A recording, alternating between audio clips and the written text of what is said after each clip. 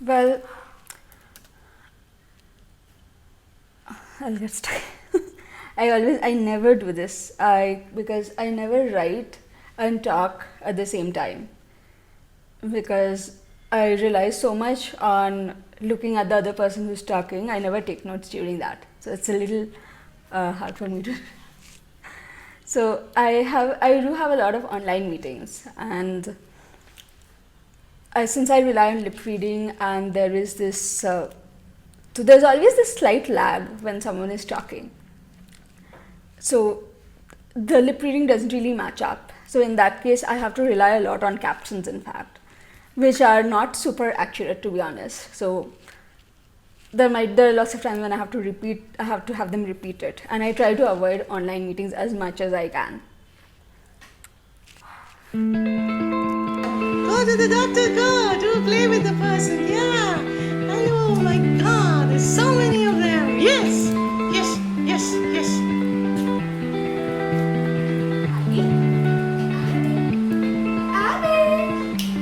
Hi, I'm Sukanya, and I'm deaf. My deafness is hereditary. I wasn't born deaf, I was born hearing, and I slowly went deaf over time. So it's progressive. When I started losing my hearing, it was pretty mild, but now I have lost it completely. I'm profoundly deaf now. In fact, my dad also had hearing loss. So did my aunt, but I was the first person in my family to get hearing aids. So only once, when I got hearing aids, a couple of years after I got hearing aids, it became more normalized in my family to get hearing aids. So my dad got them well into his 40s. My aunt got them well into her 50s. And here we are now. So the way I hear is very different from the way most hearing people will hear. You just have to listen with your ears. I listen with my ears, my face, my eyes. So I can hear some things. I can hear bits and pieces of words with my hearing aids, maybe a word here and there. The rest I rely on lip reading. But lip reading isn't an exact science, so because a lot of words do look similar on your lips. So apart from that, I also look at your facial expressions. Your facial expressions tell me, are you angry? Are you making a joke? Are you saying something serious? Your body language also tells me that. So apart from that, this maybe gives me about 50-60% of what you're saying. I also rely on context. You know those reference to the context exercise we do in class? That helps me out so much here. Because whatever I don't hear or I can't make out from your facial expression and body language, I just fill in the blanks from there.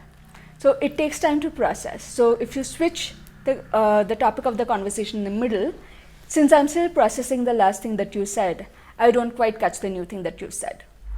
So I require people to be patient with me, and I require them to be near me and facing me when they're talking. Don't cover your face. Don't look down. I know that comes very naturally to a lot of people to move around and all when they talk, especially covering their lips when they talk. But if you do that with me, it means I'm missing out on so much that you're saying. I can't really follow that conversation. After I found out I was deaf, there were lots of times when I told my dad that I want to learn sign language. And he always told me, okay, let's ask the audiologist, let's talk to the ENT and see what they have to say. Because he would always listen to what the medical professionals say, what the rehabilitation professionals say. And all of them said, no, don't let her. Because if she learns sign language, then she will stop trying to hear and she will stop trying to talk. So eventually she might even stop talking altogether because she might find that more convenient for her. So there were lots of times, even though I wanted to learn, I was stopped. So I have done my BSc in human development with an emphasis on child development, and I have done my B.Ed in special education in multiple disabilities. I was a special educator for quite a few years, in fact, before I started my own companies. So I started Enable to provide therapies for people and children with disabilities, to do away with all the issues in rehabilitation that we have. Unfortunately, it did not pan out that well, so it's on pause right now. After that, I joined my husband's company, LoveMarriage.app, as the head of special marriages and a head matchmaker. So my advice to teachers who have a deaf student in their class would be, number one, if you have to write something on the board and you are saying something, please turn around and repeat it. Number 2, I would say try not to walk around. In fact, don't do it. Make sure that you're facing the student when you speak. And always the best thing to do if you have a deaf student or someone with any kind of hearing loss is make sure they're seated right in front of you. Either you go up to them or have them pull their desk forward to be closer to you, because they need a clear view of your face and they need to be within a hearing distance, which is much shorter than that for students who are not deaf.